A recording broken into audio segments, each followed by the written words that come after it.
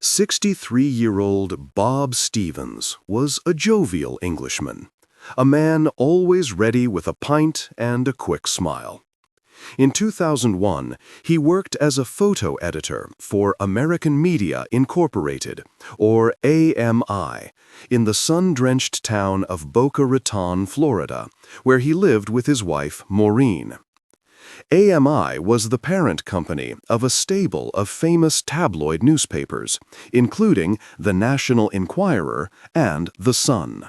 For Bob, the job was fulfilling, and he especially enjoyed the camaraderie with his colleagues. On the morning of September 19, 2001, just 8 days after the world had changed forever, several of Bob's co-workers gathered around his desk for their daily check-in.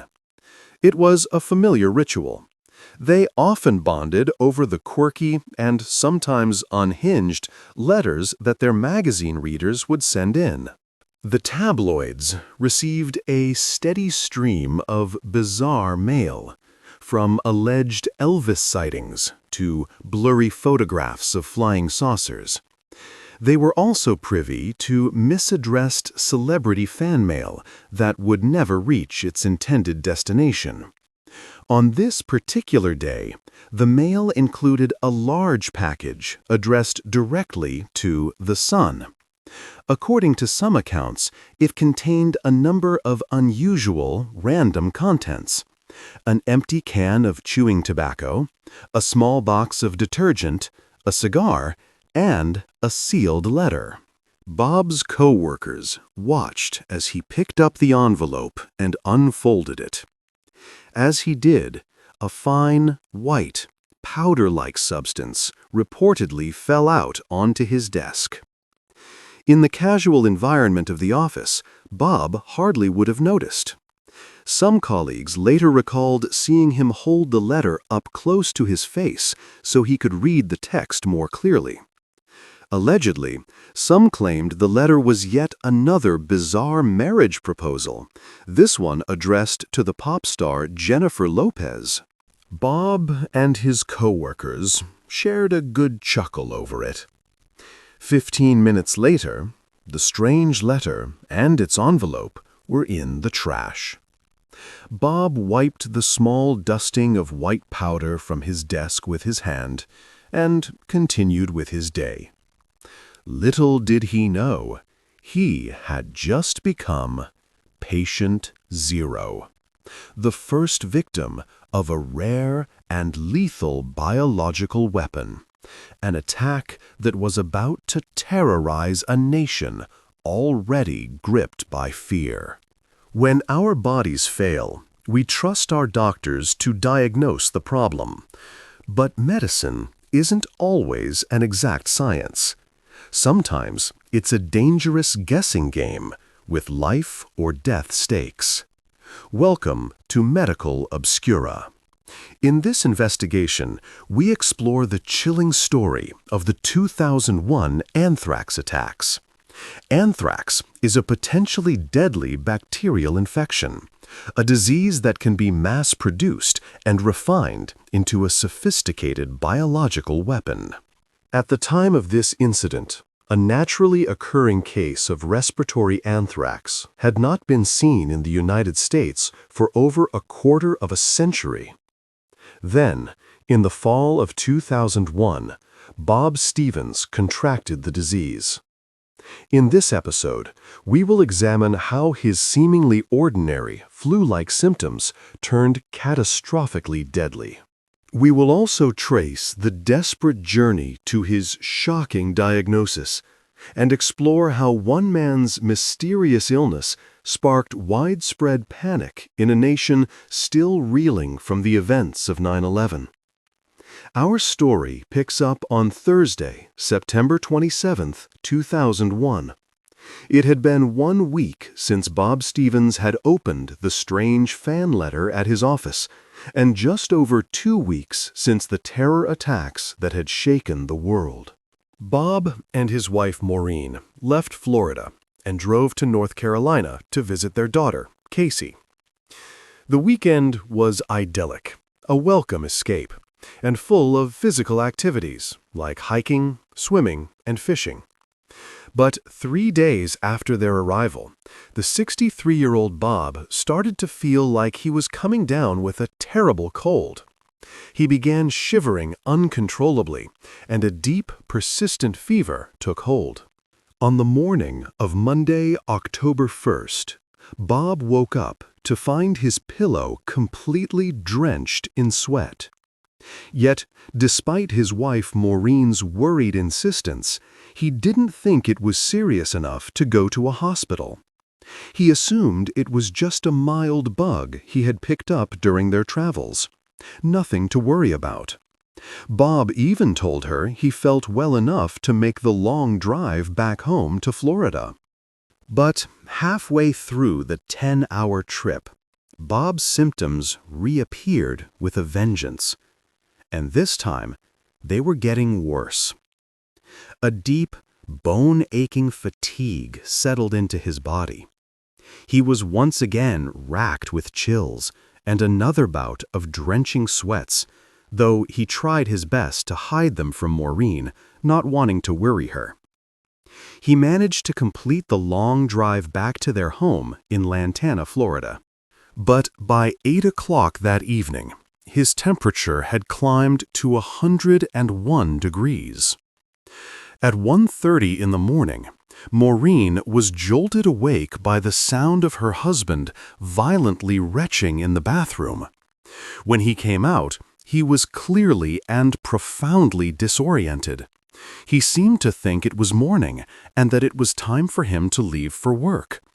He then proceeded to wander aimlessly around the house, babbling incoherently. Bob's altered mental state could have been indicative of many serious conditions, including meningitis.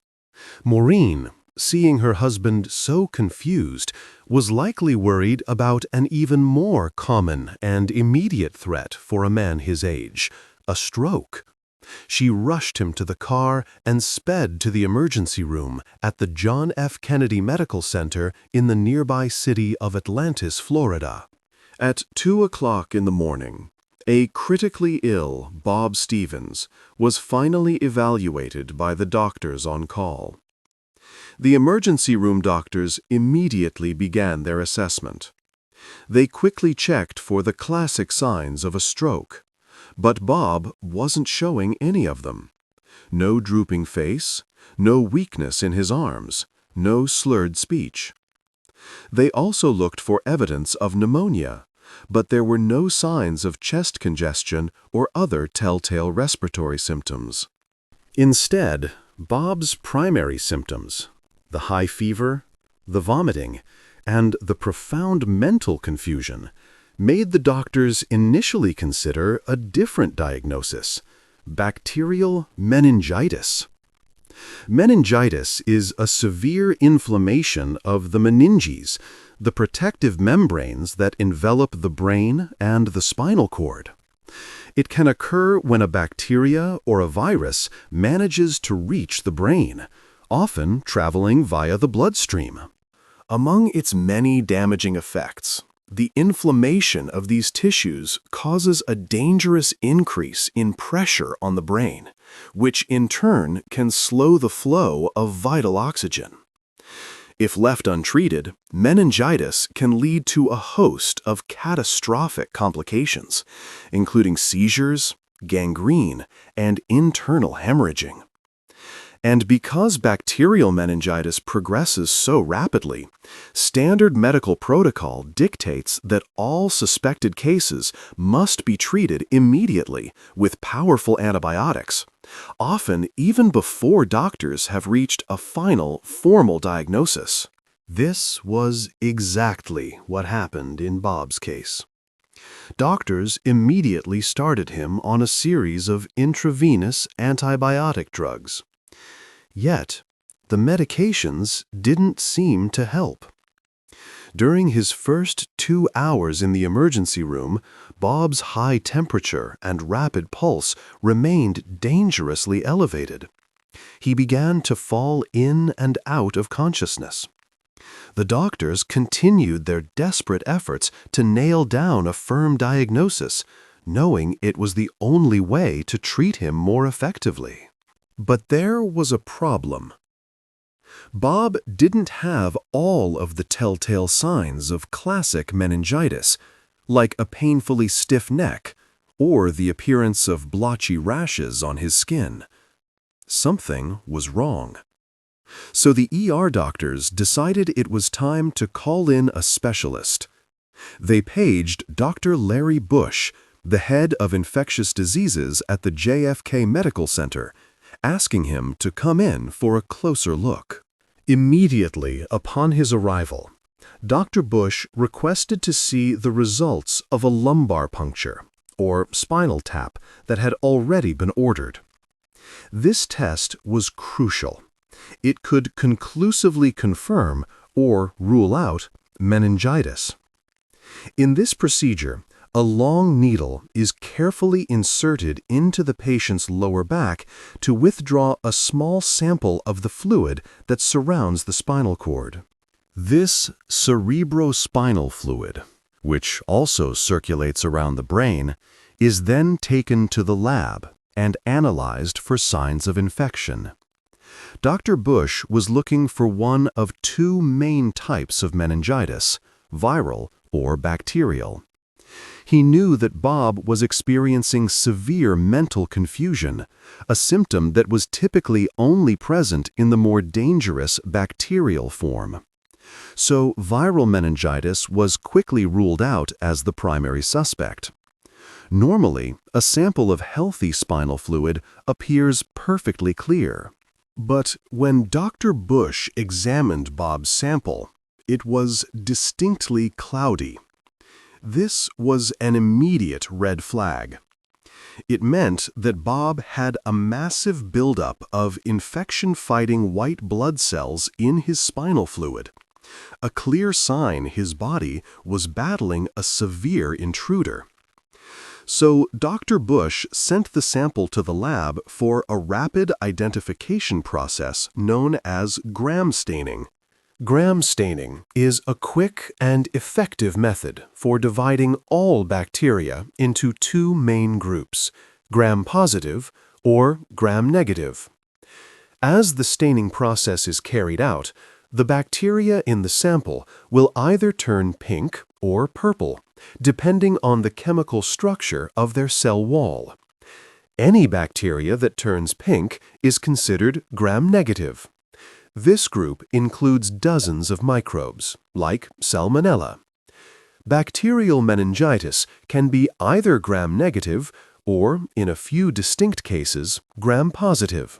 The lab technician applied the stain, and the microbes in Bob's spinal fluid turned a deep purple. This meant that Bob's infection was caused by a gram-positive bacteria. This was a vital clue, as it immediately eliminated many of the most common types of bacterial meningitis. Dr. Bush's task now was to discover exactly which gram-positive microbe was attacking Bob's body. Luckily, there aren't many common gram-positive bacteria to rule out. The list includes well-known germs like Staphylococcus and Streptococcus, the bacteria responsible for staph infections and strep throat. But narrowing down the field through further testing would take several precious hours, time that Bob Stevens clearly didn't seem to have. By 2:30 in the morning, his fever had climbed to 102.5 degrees. Meanwhile, Bob's other doctors ordered a chest X-ray. When the scans came back, they revealed two more deeply troubling findings. The images showed infiltrates, or areas of inflammation, in his chest cavity. And even more alarmingly, they showed a significantly widened mediastinum. The mediastinum is the crucial space in the chest that lies between the lungs. This region is surrounded by loose connective tissue and is home to some of our most vital organs, including the heart, the esophagus, the trachea, and the thymus gland. This delicate area between Bob's lungs had swollen far beyond its typical boundaries. Normally, on an X-ray, the mediastinum has the shape of an elongated teardrop. In Bob's case, it looked as if he had swallowed a cloud. A widened mediastinum can be a sign of a catastrophic thoracic aortic aneurysm, which, if left untreated, can rupture and lead to almost instant death. With so many dangerous abnormalities appearing in his test results, it was hardly a surprise to the medical team when Bob suffered a massive, violent seizure at around 3 o'clock in the morning. Shortly thereafter, Bob fell into a deep coma. He was immediately intubated and put on a ventilator as he could no longer breathe for himself. At this point, Dr. Bush knew that some form of gram-positive bacteria had caused Bob's rapid decline. But as he continued to examine the gram-stained slide under his microscope, he noted another critical finding. Bob's spinal fluid was swimming with a massive number of rod-shaped bacteria, a classification known as bacilli. This single observation narrowed the field of potential culprits down considerably. There are only 2 species of rod-shaped gram-positive bacteria that are commonly harmful to generally healthy people. The first is Bacillus cereus, a microbe that causes 2 common types of food poisoning. But Dr. Bush quickly dismissed this possibility. Food poisoning usually sets in very quickly, as the gastrointestinal system works, often violently, to purge itself of the responsible microbes. Once those toxins are cleared out, the body begins its recovery. But Bob's case was the opposite. He had felt progressively worse over the course of 3 full days. And he hadn't experienced any significant intestinal issues until the very last minute, just before his wife rushed him to the hospital. It was clear that Bob was suffering from something far more severe than a simple case of food poisoning. And that left only one other major, rod-shaped, gram-positive bacteria that could possibly cause Bob's catastrophic symptoms. A bacterium called Bacillus anthracis, more commonly known as anthrax. This bacteria causes severe infections of the skin, the lungs, and the intestines, and, unlike most food poisoning, it often leads to death. Dr. Bush knew the chances of a man in Florida contracting anthrax in 2001 were infinitesimally slim. It was a disease of history books. But the symptoms, the widened mediastinum, the specific type of bacteria in the spinal fluid, they all pointed to this one, almost unbelievable conclusion. Acting on this hunch, as a preventative measure, Bob was immediately given a powerful dose of penicillin to combat the potential disease. But it was likely too late. On the afternoon of October 3rd, 2001, Bob's fever hit a terrifying 104 degrees. His heartbeat was erratic. He was still locked in a coma. Dr. Bush went to the waiting room to update Maureen. So far, there had been nothing but bad news. And now, the doctor had to warn her that Bob was unlikely to overcome the infection. At this point, Dr. Bush still had absolutely no idea about the white powder Bob had come into contact with 11 days prior. He knew how exceptionally rare anthrax poisoning was in the modern world, but he couldn't help but wonder. In the paranoid atmosphere of post-9/11 America, if Bob had been specifically targeted in some way. And if so, was he just the first of many? On September 27, 2001, 63-year-old Bob Stevens had seemed like a perfectly healthy man enjoying a family vacation. But by October 2nd, less than a week later, he was in a coma and needed a machine just to help him breathe. It now appeared almost certain to his doctors that he was suffering from a rare and deadly bacterium known as anthrax. Anthrax is an incredibly versatile bacteria that has traditionally been known to enter the human body in 3 different ways: through the skin, through the gastrointestinal tract, and through the lungs. When the bacteria enters through a cut or a break in the skin, it is called cutaneous anthrax. This is by far the most common and least deadly form of the disease. After an incubation period of 1 to 7 days, a small, painless, insect bite-like bump appears on the skin. This bump then enlarges as it fills with fluid, turning into a blister. If that blister bursts, a distinctive black scab made of dead skin tissue appears in the center of the irritated ring. It is this black lesion that gives the disease its name. Anthrax comes from the Greek word for coal. A majority of these sores appear on the face, arms, neck, and hands, areas of the body that are most commonly exposed and vulnerable. The next form of the disease is gastrointestinal anthrax.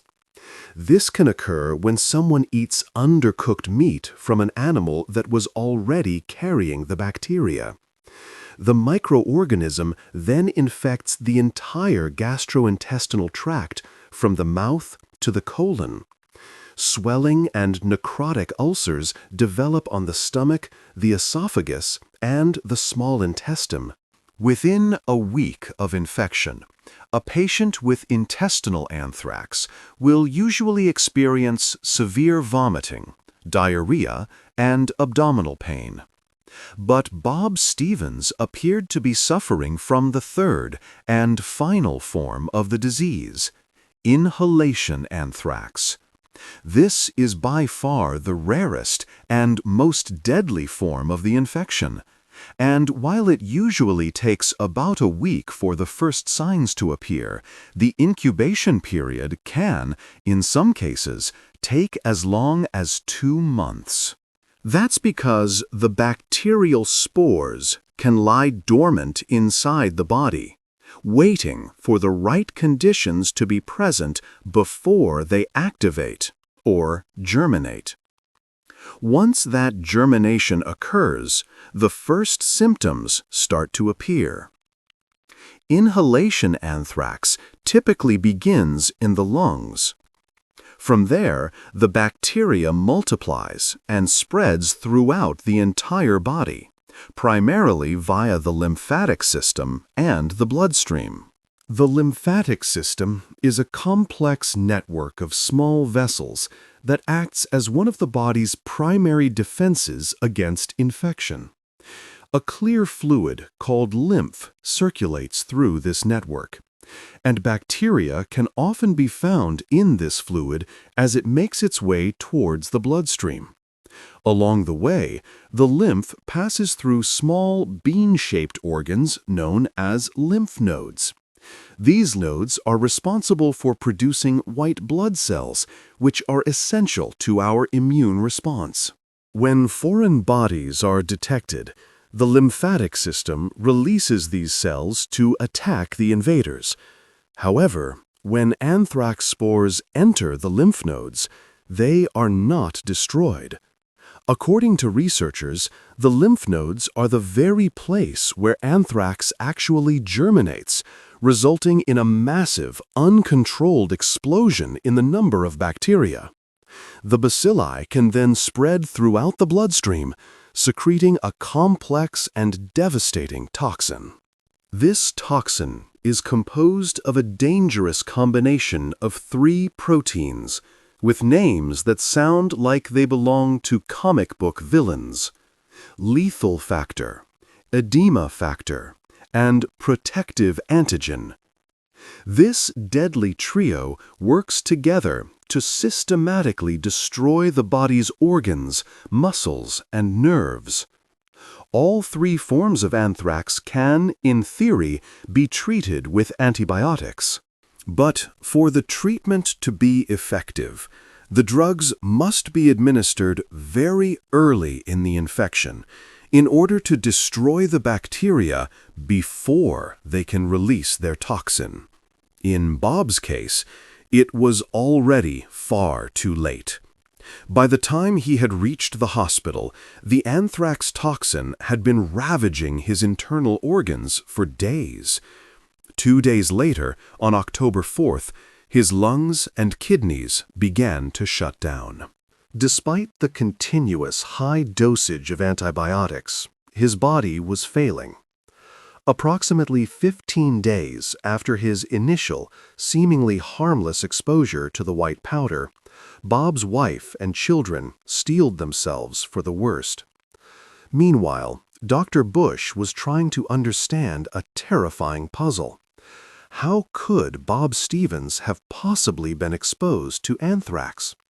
In his 14 years at the medical center, Dr. Bush had never seen a case of this disease outside the pages of a textbook. The last reported case of inhalation anthrax in the entire United States had been back in 1976, when a California weaver died after working with contaminated, imported wool. By the year 2001, naturally occurring anthrax was hardly ever found, and certainly not in America, where livestock was regularly and effectively vaccinated against the disease. And as far as Dr. Bush knew, Bob hadn't been exposed to any farm animals or their products. This made the entire situation all the more suspicious. If Dr. Bush was going to report this highly unusual bacteria to the public health authorities, he needed to be absolutely certain he had an official, confirmed diagnosis. In order to confirm the disease, Dr. Bush's team began to culture the rod-shaped bacteria. A sample of Bob's spinal fluid was placed in a petri dish on a nutrient-rich substance called agar. Agar, which is made from red algae and has a consistency similar to jelly, is incredibly useful for this process, because bacteria like Bacillus anthracis are unable to degrade it during their growth. This makes it a very effective way to perform the experiment. 6 hours after Bob's sample was placed on the agar, visible bacterial colonies were growing. These cultures were then transferred to a glass slide and put under a microscope for further examination. Different species of bacteria have their own distinguishing behaviors. Bacillus cereus, the food poisoning bacteria, is very active and can be seen swimming around energetically under a microscope. Bacillus anthracis, however, doesn't move. It is non-motile, waiting patiently and dormant until it finds a host. And, unfortunately, the bacteria from Bob's system was not moving. Dr. Bush had already noticed this strange stationary characteristic in the original gram stain, and it was soon confirmed by the medical center's clinical laboratory. Despite anthrax's extreme scarcity in modern society, the disease itself has been around for thousands of years. One of its earliest potential descriptions may date back to around 1491 BCE. In that century, historical texts describe a terrible sickness that was killing livestock, including horses, camels, and sheep. In fact, some historians have convincingly linked both the 5th and the 10th plagues of Egypt to a massive outbreak of anthrax. It's even possible the epidemic was mentioned in the biblical book of Exodus, where it is referred to simply as the pestilence of livestock. The likely biological cause of these ancient plagues wasn't scientifically identified until many centuries later. In the year 1876, the definitive cause of anthrax was conclusively pinpointed by the brilliant German microbiologist Robert Koch. This is the same pioneering scientist who was also responsible for detecting the specific microbes behind both tuberculosis and cholera. Dr. Koch, using his powerful microscope, first identified the rod-shaped bacteria in a blood sample taken from an infected farm animal. And more importantly, through a series of rigorous experiments, he discovered that when healthy mice were inoculated with this specific bacteria, they quickly contracted the very same deadly disease. Furthermore, his research revealed that anthrax produces incredibly resilient spores, which allow the bacteria to remain dormant in the environment for extremely long periods of time. You can think of these spores like sturdy, microscopic eggs, protecting the dormant bacteria until they find the right conditions to hatch inside a host. Impressively, these spores can survive the harshest of conditions, including extreme heat, freezing cold, and drought, sometimes for decades. As a result of this incredible resilience, anthrax spores are present on all 7 continents. The disease historically infected wildlife and livestock, before eventually making its way to human populations, usually through contaminated meat, hides, or fur. It was commonly found on farms, and particularly in mills where animal products were sheared or processed. For much of the 19th century, in fact, inhalation anthrax was commonly known by a different name: wool sorter's disease. The blood of slaughtered sheep would bind anthrax spores to the wool, and the resilient bacteria would stick to the fibers even after a thorough washing. Those spores could then be inhaled by mill workers and other animals. More commonly, however, the bacteria would enter the body through small cuts on a worker's skin.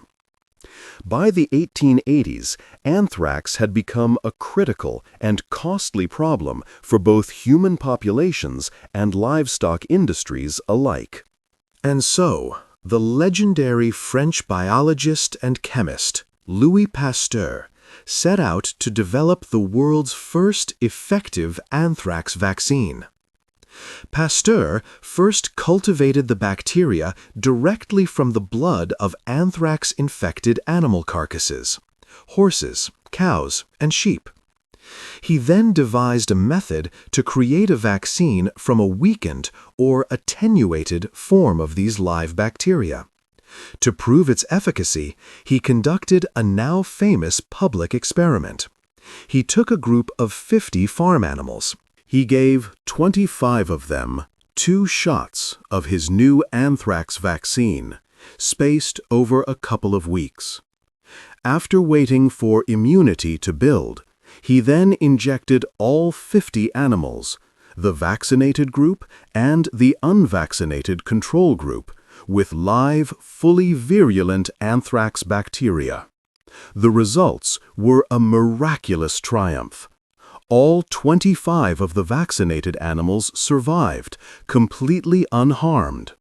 The separate control group of unvaccinated animals did not fare so well. After just 3 days, 22 of the 25 had died. A reliable inoculation for the deadly disease was born.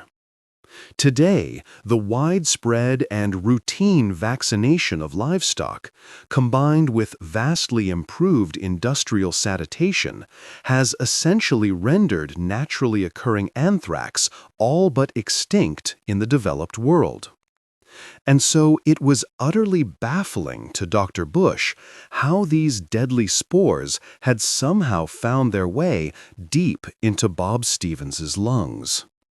And, coming as it did, on the heels of the recent 9/11 terror attacks, Dr. Bush felt, with a growing sense of dread, that this sudden, impossible appearance of a forgotten disease was not a coincidence.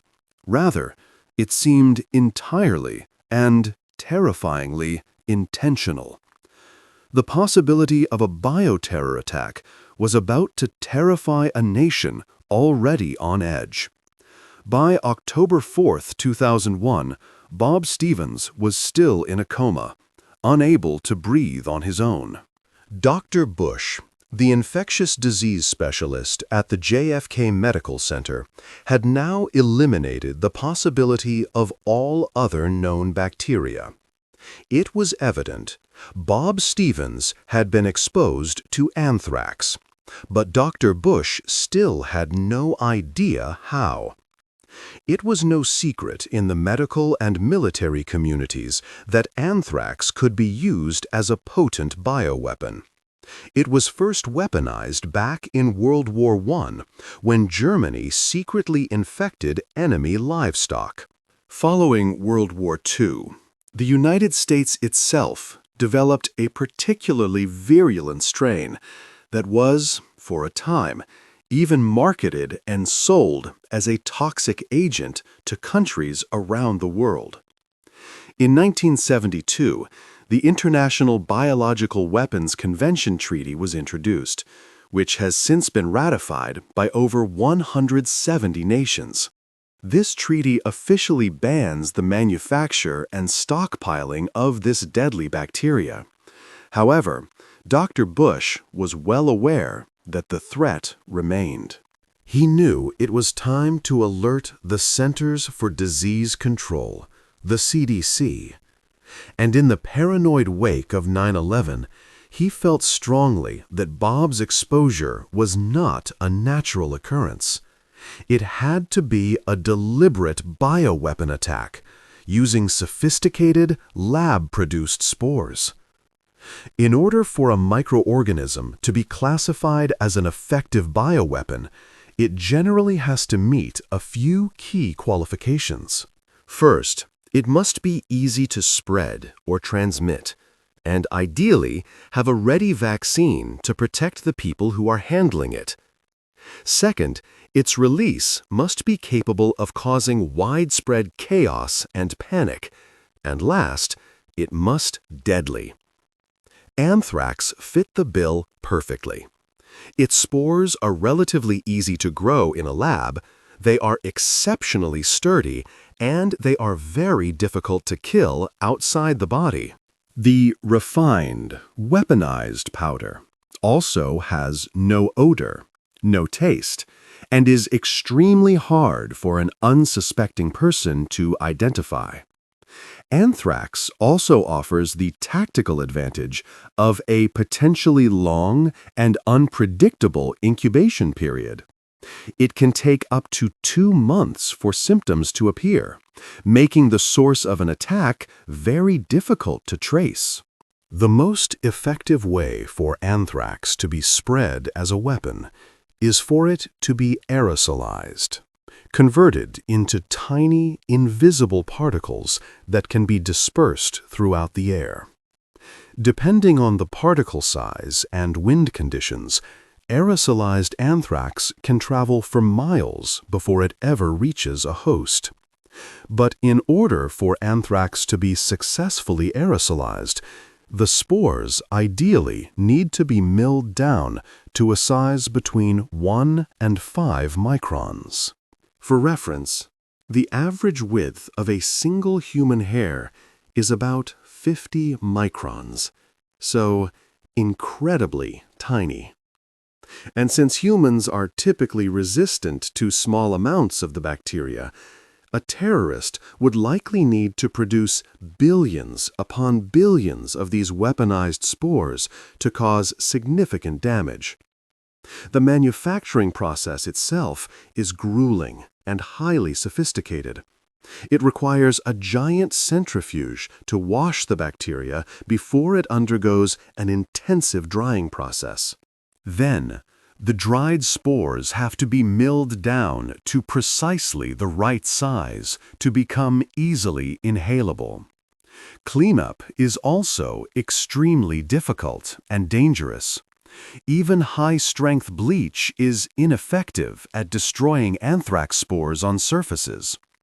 Contaminated clothes must be boiled for 30 minutes with additional disinfectants, or simply burned to kill the bacteria.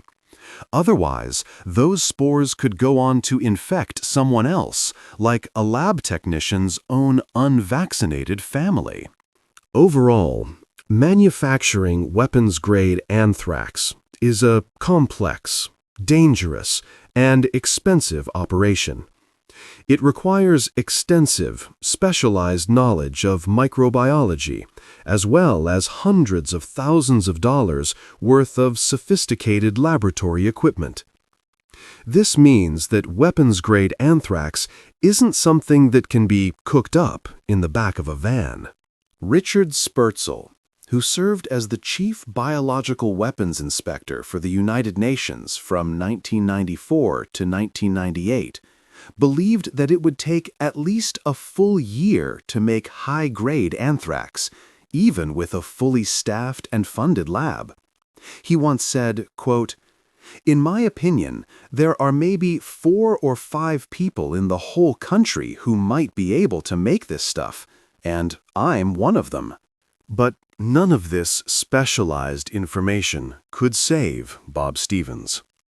The best that his doctors could do now was to wait, to hope his condition would miraculously improve, and to help the authorities track down just what had happened.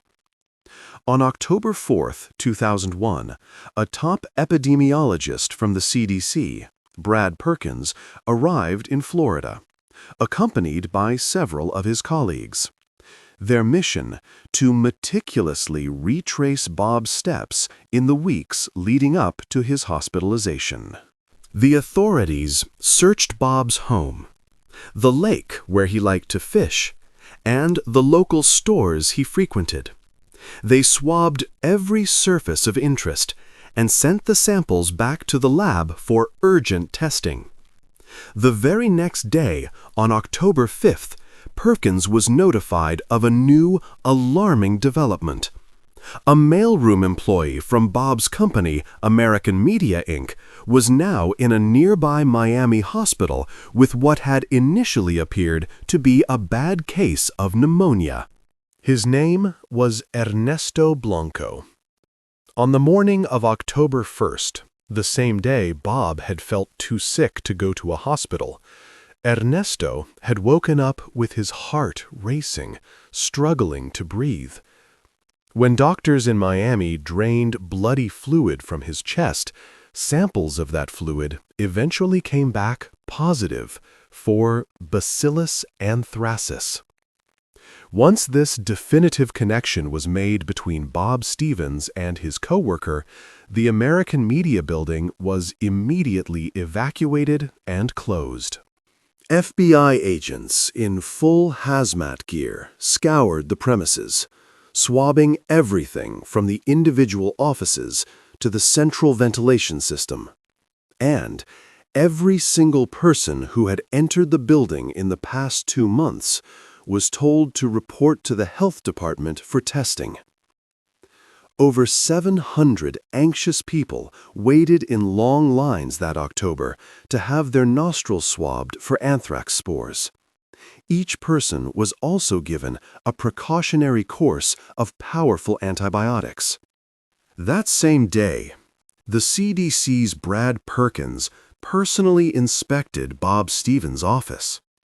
From the start, he suspected that the anthrax must have entered the building through the mail system.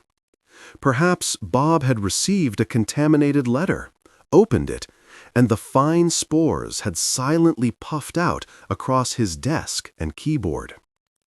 Acting on that hunch, Perkins carefully swabbed all of Bob's office equipment and sent the samples to the lab.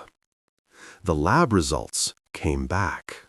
The swabs from Bob's office were active.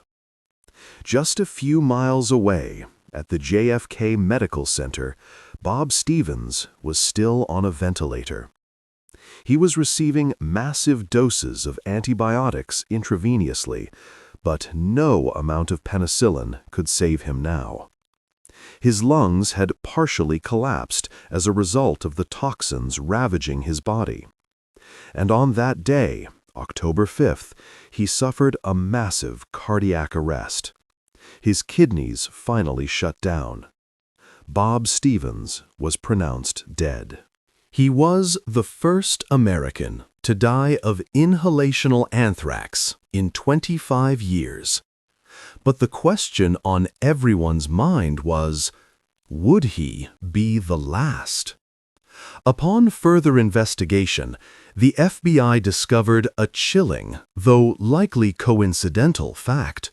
Bob Stevens lived only 1 mile from the Lantana Airport, the same small facility where some of the 9/11 hijackers had learned to fly.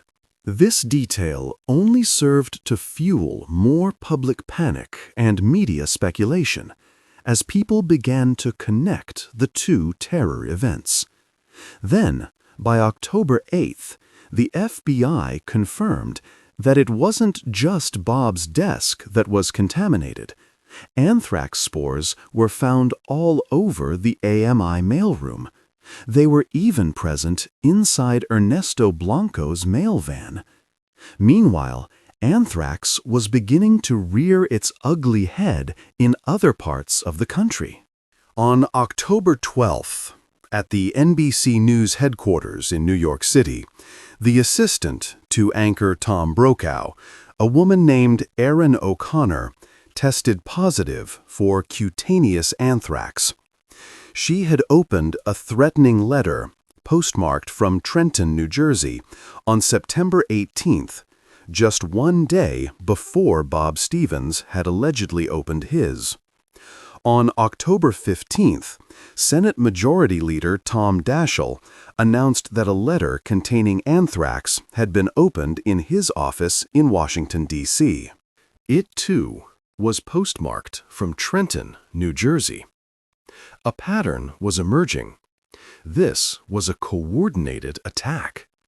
A total of 11 people would ultimately contract the deadly inhalation form of anthrax in the fall of 2001.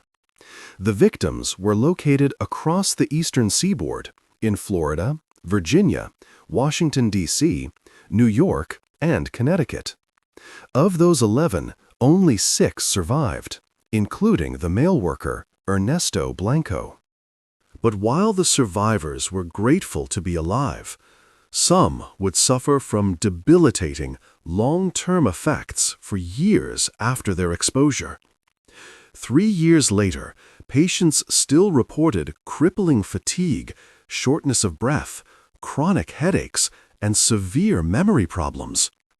Long after their bodies were cured, the physical ramifications were not the only lasting damage.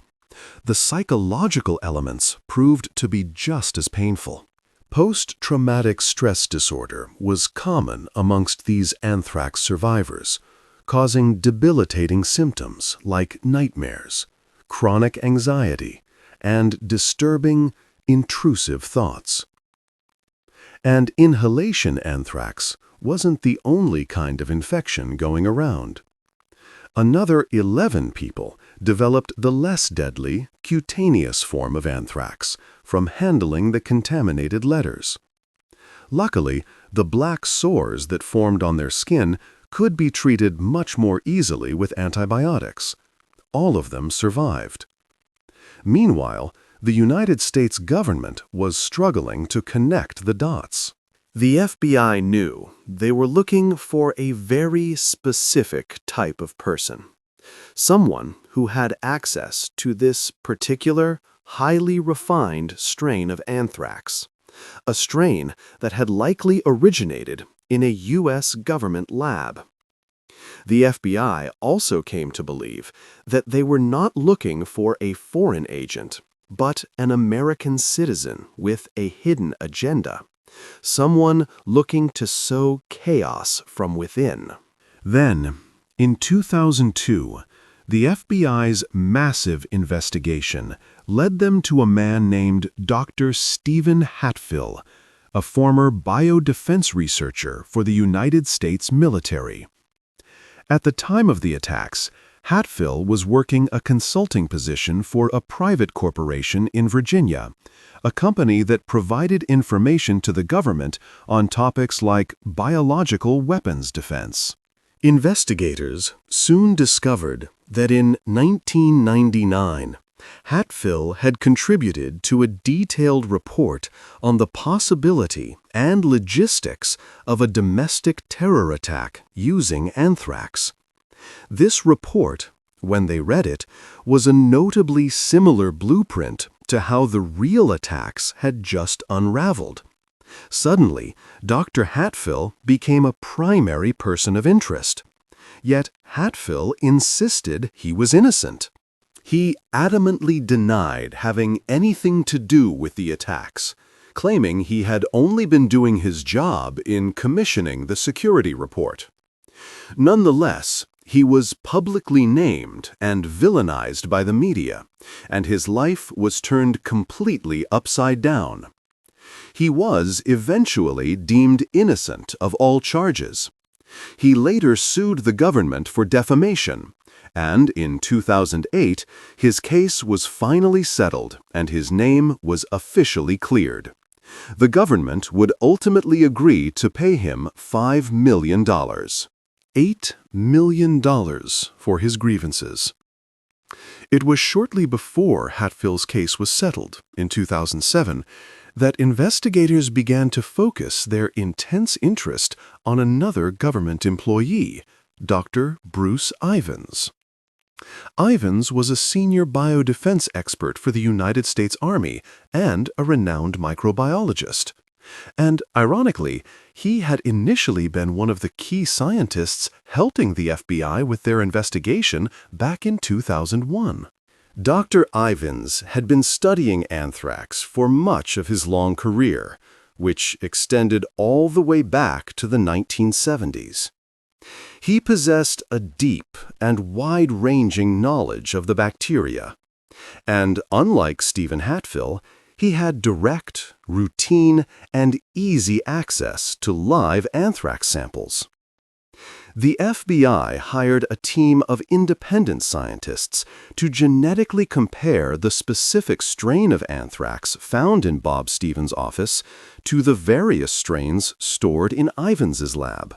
Among the thousands of samples, they found a perfect, identical match. They also learned that Ivins was one of only a small number of researchers in the entire country who had access to this particular parent strain of the material. The circumstantial evidence began to mount. The FBI also claimed that Ivins used the same sort of coded language in personal letters they discovered in his home, as was present in the threatening letters sent to the media. On top of that, they alleged that he had submitted false evidence to FBI officials back in 2001, in what some saw as a deliberate attempt to throw them off his scent. Following the attacks, Ivins reportedly grew deeply anxious and depressed. He began turning to online blogs and forums to post strange and sometimes violent messages. His own therapist would later claim that Ivins had a history of expressing homicidal thoughts and plans. Unfortunately, Bruce Ivins would never see his day in court. In July of 2008, as the Justice Department was preparing to formally indict him for the attacks. He died of an intentional overdose of Tylenol. Authorities never found a single definitive motive for Bruce Ivans's alleged actions. Some suggested it may have been due to a threatened cut in his department's research funding, although such arguments have faced significant pushback from some of Ivans's own co-workers. The FBI's official theory was that Ivans, who was experimenting with a new anthrax vaccine, may have staged the attacks himself to drum up public fear. He may have hoped this renewed panic would refuel the government funds for his own vital research. In 2010, the FBI, the Department of Justice, and the U.S. Postal Inspection Service officially closed the investigation for good. Despite Bruce Ivans never having a fair trial, they publicly declared that they were confident he was solely responsible for all of the attacks. However, several members of Congress and many in the scientific community contested this conclusion. They insisted that even if Ivans were responsible, the complexity of the attack meant he could not have executed it entirely alone. They believed further investigation was needed into his potential accomplices. Regardless, the FBI had made up its mind. It was never legally confirmed whether Bruce Ivans was guilty, a convenient scapegoat, or some combination of the two. And unfortunately, this meant that Bob Stevens's family would never get the closure they so desperately deserved. His wife, Maureen, would never learn for sure who murdered her husband or why. Perhaps the 2001 anthrax attacks were an isolated event, a cruel science experiment gone haywire, perpetrated by a single disturbed mind.